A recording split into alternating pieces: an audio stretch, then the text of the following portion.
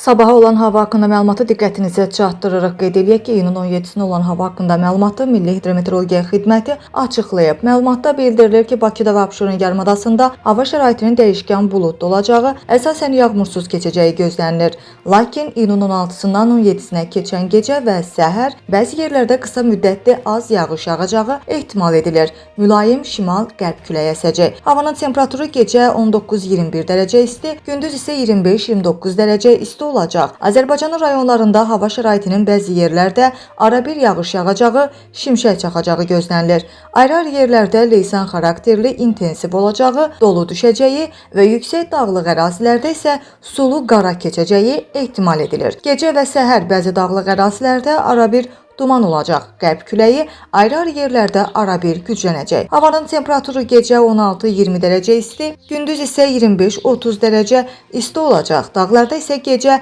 5-9 dərəcə isti, gündüz isə 11-16 dərəcə isti olacağı proqnozlaşdırılır.